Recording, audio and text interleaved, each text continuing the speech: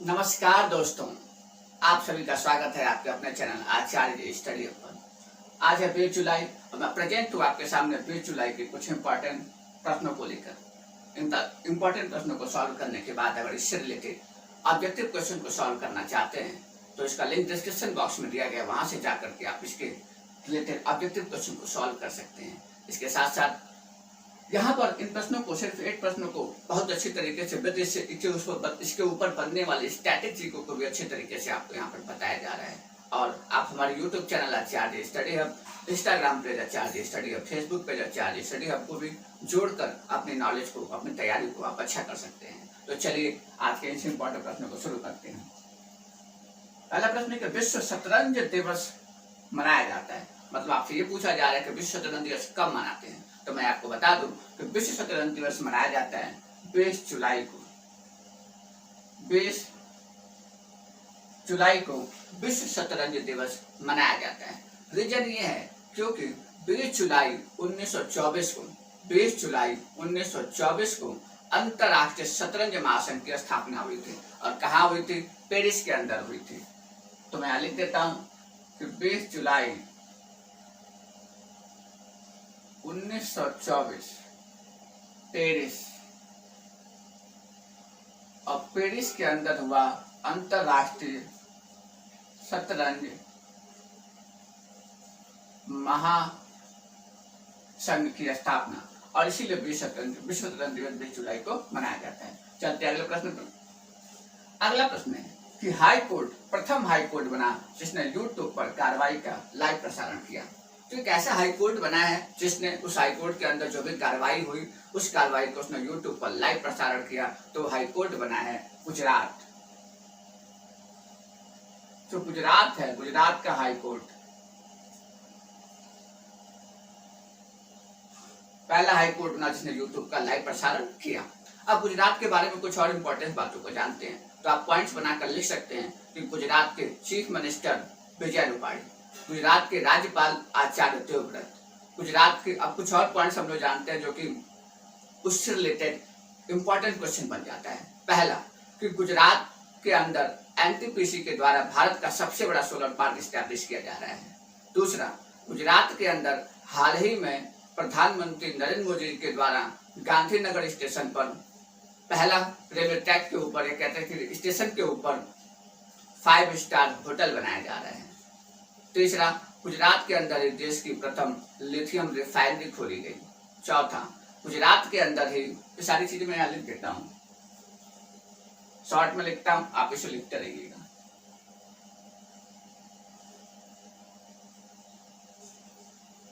Lithium refinery जो देश की प्रथम होगी। दूसरा, रेलवे स्टेशन पर 5 स्टार होटल ट्रैक के ऊपर। तीसरा, एनटीपीसी के द्वारा सोलर पार्क जो भारत का सबसे बड़ा होगा।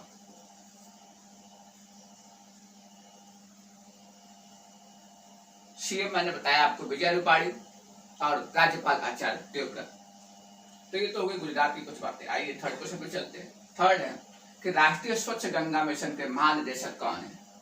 तो राष्ट्रीय स्वच्छ मिशन गंगा के जो महानिदेशक हैं वो हैं राजीव रंजन मिश्रा। राजीव रंजन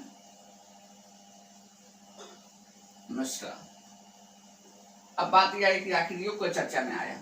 चर्चा में इसलिए आया क्योंकि उत्तराखंड के अंदर जो 6 वहां की नदियां हैं, वो 6 नदियां पूरी तरीके से प्रदूषित होती जा रही है, वो संकुचित होती जा रही हैं। तो उन नदियों को पुनरुद्धार करना है, उन नदियों को फिर से ठीक करने के लिए, उन नदियों के क्षेत्रफल को बढ़ाने के लिए, उसको साफ सफाई करने के लिए राष्ट्रीय स्वच्छ गंगा मिशन के तहत योजना शुरू की गई है। और जिसके द्वारा शुरू की गई है? राजीव रंजन मिश्रा के द्वारा। अब आइए मैं आपको कुछ और भी बातें बताता हूँ जो गंगा नदी से रिलेटेड है। सबसे पहले 1985 में, आप देखते भी रहिएगा, 1985 में गंगा एक्शन प्लान है। गंगा नदी को अभी जितने भी बातें मैं बताऊंगा वो गंगा नदी से ही संबंधित है, अर्थात गंगा नदी की स्वच्छता को लेकर ही संबंधित है। तो पहला 1985 के अंदर क्या आया, गंगा एक्शन प्लान आया। किसके द्वारा आया, उस समय का जो पर्यावरण एवं वन मंत्रालय था उसने लेकर आया क्या, 1985 में गंगा एक्शन प्लान। 2009 में राष्ट्रीय गंगा नदी बेसिन प्राधिकरण बनाया गया, मतलब एक संस्था बनाई गई, एक अथॉरिटी बनाई गई जो इन सारे कार्यों को देखेगी। इसके अध्यक्ष प्रधानमंत्री जी होते हैं। 2014 में नमामि गंगे कार्यक्रम की शुरुआत हुई, क्योंकि उसी समय बीजेपी सरकार में आई थी, भारतीय जनता पार्टी के। उस समय प्रधानमंत्री जो थे, प्रधानमंत्री नरेंद्र मोदी जी थे। तो 2014 में क्या हुआ, नमामि गंगे कार्यक्रम की शुरुआत हुई। 2016 में राष्ट्रीय गंगा परिषद का, या कह सकते राष्ट्रीय गंगा काउंसिल का, नेशनल गंगा काउंसिल का निर्माण हुआ। और 2019 में उस परिषद की, राष्ट्रीय गंगा परिषद की पहली बैठक होती है कानपुर के अंदर। तो ये कुछ बातें हो गई गंगा नदी से रिलेटेड। आइए अगले प्रश्न पे चलते हैं। अगला प्रश्न, विस्टा डोम का संबंध किससे है? तो बताऊं विस्टा डोम आखिर है क्या, तो बता दूं कि विस्टा डोम का संबंध जो है एक स्पेशल तरह का ये रेलवे कोच है। क्या है ये, रेलवे कोच। अब चर्चा में इसलिए आया, अब इसे कुछ बातें आपको बताता हूँ। वित्त वर्ष 21-22 में निर्मला सीतारमण जब रेलवे बजट प्रस्तुत किया तो उन्होंने कहा कि जो रेलवे बजट आया वो लगभग जो है 1.10 लाख करोड़ रुपए का रेलवे बजट दिया गया था। बहुत ही इंपॉर्टेंट पॉइंट है, एग्जाम में यहाँ से क्वेश्चन जरूर बनता है कि कितने रुपए का रेलवे बजट प्रस्तुत किया गया था, तो आप इसे लिख सकते हैं। दूसरा, उसी समय बात कही गई 2030 का लक्ष्य रखा गया और कहा गया कि हम राष्ट्रीय रेल योजना शुरू करेंगे, मतलब कि एक प्लान बनेगा और उस प्लान के अंदर जो है बहुत सारे लक्ष्य निर्धारित किए जाएंगे, उस लक्ष्य को 2030 तक पूरा कर लिया जाएगा। उसी में ये भी बात कही गई कि रेलवे जो है टूरिज्म को बढ़ावा देने का भी प्रयास करेगा, और टूरिज्म को बढ़ावा देने से क्या होगा, उसकी आय में वृद्धि होगी, और जब आय में वृद्धि होगी तो यहीं पर एक छोटा सा कॉन्सेप्ट आपको समझाता हूं कि रेलवे जो है अपने ऑपरेशनल रेशियो को अच्छा करना चाहती है। रेलवे क्या चाहती है, अपने ऑपरेशनल रेशियो को अच्छा, मतलब परिचालन लागत वो क्या करना चाहती है, अच्छा करना। परिचालन लागत अनुपात जो है उसको अच्छा करना चाहती है, जिसे आप ऑपरेशनल कास्ट रेशियो कह सकते हैं। अब मतलब ये कि अच्छा करना चाहती है, होता क्या है, तो ये क्या होता है, देखिए मान लीजिए रेलवे जो और 100 रुपये कमाना चाहती है, ठीक है, तो होता क्या था कि रेलवे इस 100 रुपये को कमाने के लिए ज्यादा से ज्यादा खर्च करती थी। तो पहले की कंडीशन ये थी कि रेलवे जो 100 रुपये कमाने के लिए 99 रुपये खर्च कर देती थी, मतलब उसका ऑपरेशनल रेशियो बहुत ही खराब था। लेकिन अब इस योजना के बाद क्या होगा, जब टूरिज्म को बढ़ावा देगी, अपने लक्ष्यों को पूरा करने के लिए क्या हो रहा है कि हर रेलवे स्टेशन को पूरी तरीके से सोलर एनर्जी लाई जा रही है, मतलब सोलर सिस्टम अवेलेबल किया, इलेक्ट्रिसिटी का कम से कम प्रयोग किया जा रहा है, सोलर एनर्जी का ज्यादा प्रयोग हो रहा है। तो कहीं ना कहीं रेलवे क्या करेगी, इससे अपने आय को प्राप्त करने के लिए जो खर्चे होंगे उसको कम हो जाएंगे। तो आने वाले समय में ऐसा माना जाता है कि यहाँ तक 96.99 तक उसके खर्चे हो, जो रेशियो होगा वो 100:96.99 का हो जाएगा, मतलब कि उसे 96 रुपये ही खर्च करने पड़ेंगे 100 रुपये कमाने के लिए, ठीक है। तो ये कहानी होगी, ऑपरेशन रेशियो को अच्छा करना है, उसका बजट इतना है, राष्ट्रीय रेल योजना 2030 तक आई, ये उसकी सारी कहानी है। अब उसी से रिलेटेड एक बात बताता हूँ मैं आपको, चीजों को लिंक कीजिए। अभी गुजरात के अंदर मैंने बताया था गांधीनगर स्टेशन के ऊपर वो क्या बनाया गया था, सबसे बड़ा 5 स्टार होटल बना। ठीक उसी तरीके से विस्टा डोम कोच भी बनाया गया। कोच क्या है, मॉडर्न है। मॉडर्न का मतलब इसके अंदर जो लगभग एक कोच के अंदर 44 सीट्स हैं, और सीट्स क्या होती है 180 डिग्री पे घूम सकती हैं। और जो कोच है उस कोच का जो रूफ होता है, जो छत है, छत पर ग्लास लगी हुई, ग्लास की जगह स्काई को आप देख सकते हैं। और अभी अभी मुंबई से पुणे के बीच में और बैंगलोर से मैंगलोर के बीच में ट्रेन चलाई गई, कौन सी, विस्टा डोम स्पेशल कोच है ये। उससे क्या होगा, आपको ये भी पता है कि भारत का जो पश्चिमी घाट है वो पश्चिमी घाट पूरी तरीके से हॉट क्या कहते हैं कि बायोडाइवर्सिटी बहुत ज्यादा है, वहाँ पर जैव विविधता बहुत ज्यादा है, विभिन्न प्रकार के वनस्पतियां, विभिन्न प्रकार के जंतु वहां पर पाए जाते हैं, इसलिए बोलते हैं जैव विविधता ज्यादा है। तो उस जैव विविधता का दर्शन करने के लिए, मतलब टूरिस्ट को बढ़ावा देने के लिए क्या कोच बनाया गया, विस्टा डोम। और इसमें तमाम तरह की सुविधा देंगे, वाईफाई की सुविधा है, आप किसी 180 डिग्री पर घूम सकते हो, 44 सीट है उसके अंदर। तो उसी कोच से विस्टाडोम कोच उसी स्पेशल कोच को बोला गया है। ठीक है, चलिए अगला प्रश्न चलते हैं। अगला प्रश्न, विश्व का सबसे तेज इंटरनेट हाई स्पीड का रिकॉर्ड, मतलब सबसे तेज इंटरनेट चलाया है किसने? तो जापान ने। किसने चलाया है? जापान। जापान की कैपिटल टोक्यो। टोक्यो के अंदर ही क्या हो रहा है? ओलंपिक शुरू हो रहा है। ठीक है, 2021 का ओलंपिक कहाँ होगा? टोक्यो के अंदर होगा। जापान की मुद्रा क्या है? तो जापानी येन वहां की मुद्रा होती है। अब जापान से सबसे इंपॉर्टेंट क्वेश्चन जो बनता है वो देखिए। जापान के अंदर 4 प्रमुख आइसलैंड है। ये एग्जाम में वेरी वेरी इंपॉर्टेंट क्वेश्चन है जो मैं आपको बता रहा हूँ। होकाइडो, होकाइडो, होन्शु,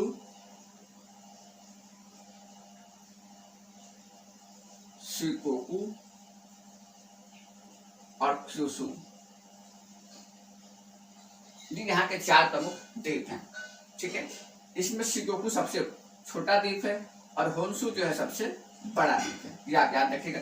और जो क्रम लिखा हुआ है वो नॉर्थ से साउथ है। नॉर्थ से साउथ क्रम लिखा है।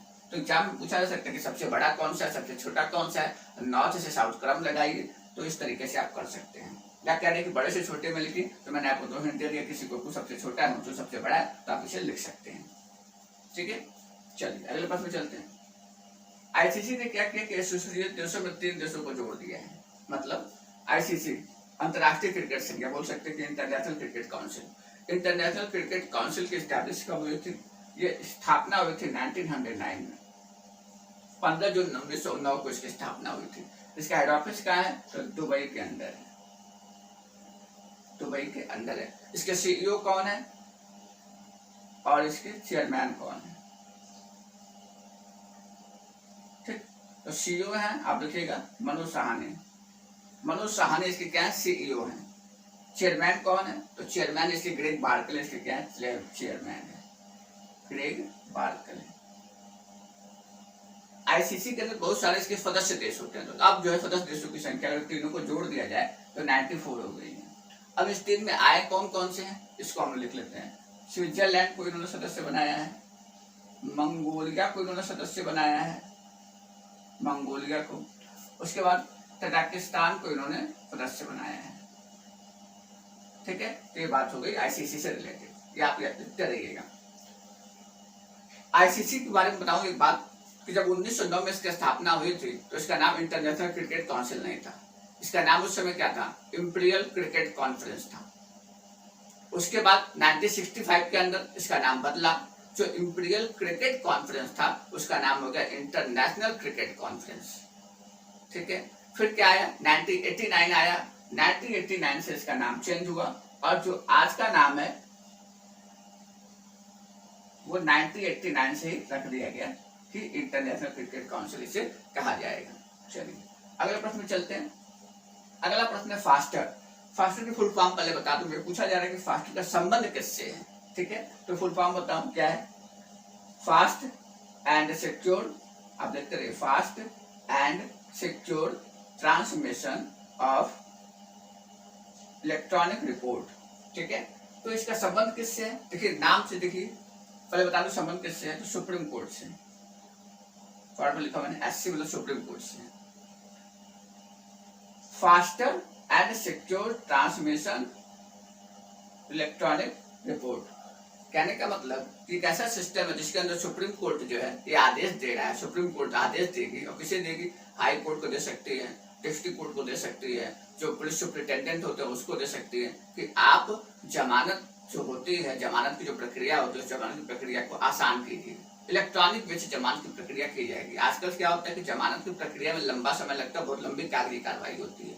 तो जमानत की प्रक्रिया को आसान करने के लिए डायरेक्ट इलेक्ट्रॉनिक वे से उसे किया जाएगा, उसको कंप्लीट किया जाएगा। तो उसके लिए जो सुप्रीम कोर्ट डायरेक्ट जो है हाई कोर्ट, डिस्ट्रिक्ट कोर्ट और जितने भी अदर कोर्ट्स हैं और सुप्रिटेंडेंट उन्हें आदेश दे सकते हैं कि आप जमानत की प्रक्रिया आसानी से तुरंत कर दीजिए। ठीक है, तो सुप्रीम कोर्ट से रिलेटेड हो गया। अगला प्रश्न है कि के हरि बाबू को राज्यपाल बनाया गया। तो कहाँ के बने हैं ये? मिजोरम। मिजोरम के राज्यपाल बने हैं। अब जब राज्यपाल है तो चीफ मिनिस्टर भी जान दीजिए। तो वहाँ के जोरांगथंगा करके जो पीओ जोरांगथंगा वहाँ के क्या है? चीफ मिनिस्टर है। राज्यपाल, अब मैं बताता हूँ राज्यपाल आखिर किस आर्टिकल्स के अंदर आता है। तो देखिए, राज्य से रिलेटेड जो भाग 6 संविधान का जो भाग 6 है 152 से लेकर 237 तक है। ठीक है, 152 से लेकर 237 तक राज्य है। राज्य के बारे में बताया गया, राज्य से संबंधित प्रावधान बताए गए हैं। 153 से शुरुआत होती है। बताया जाता है कि राज्य, किसी भी राज्य का एक राज्यपाल होगा। ये भी हो सकता है कि एक ही राज्यपाल 2 या 2 से अधिक राज्यों का भी राज्यपाल हो सकता है। ठीक है, राज्यपाल से रिलेटेड एक आर्टिकल सबसे इंपॉर्टेंट है। वैसे तो कई सारे आर्टिकल्स इसके हैं, लेकिन सबसे इंपॉर्टेंट जो है वो आप जानिए कि राज्यपाल को आर्टिकल 213 के तहत जो है वो अध्यादेश जारी कर सकते हैं। अध्यादेश जारी कर सकते हैं।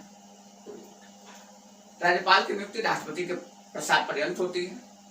सबसे अच्छी बात यह कि जिस तरीके से राष्ट्रपति को हम महाभियोग लगा करके संसद के जो लोकसभा राज्यसभा के द्वारा हटाया जा सकता है, लेकिन जो राज्यपाल होता है उसको जो है संसद और विधानमंडल नहीं हटा सकती है। उसे हटा कौन सकता है? तो राष्ट्रपति ही उसे हटा सकता है। कार्यकाल उसका कितना होता है? 5 साल का इसका भी कार्यकाल होता है। पद की योग्यता क्या होती है? तो भारत का नागरिक होना चाहिए, 35 वर्ष की आयु पूरी कर चुका हो और किसी लाभ के पद पर न हो, मतलब संसद या राज्यसभा या विधानमंडल किसी का भी सदस्य वो न हो। ये बात बताई गई है। सबसे एक जरूरी बात ये कि अगर मान लीजिए वो राज्यपाल बन गया, तो राज्यपाल जिस दिन बना तो जो जिस लाभ के पद पर था वो लाभ के पद अपने आप खाली हो जाएंगे। मतलब ये नहीं माना जाए कि उस पद पर भी है। ठीक है, ये भी बात आपको पता होना चाहिए। ठीक है, तो इस तरीके से राज्यपाल के बारे में कुछ पॉइंट्स मैंने आपको बताए। तो हमारा प्रश्न समाप्त होता है। और एक बात फिर बताऊंगा कि वीडियो आपको पसंद आए तो उसे ज्यादा से ज्यादा लाइक से सब्सक्राइब कीजिएगा। और आप व्यक्ति सॉल्व करना चाहते हो, टेलीग्राम चैनल और नीचे लिंक दिया गया, वहां से जाकर आप कर सकते हैं। तो ठीक है, धन्यवाद वीडियो देखने के लिए। नमस्कार।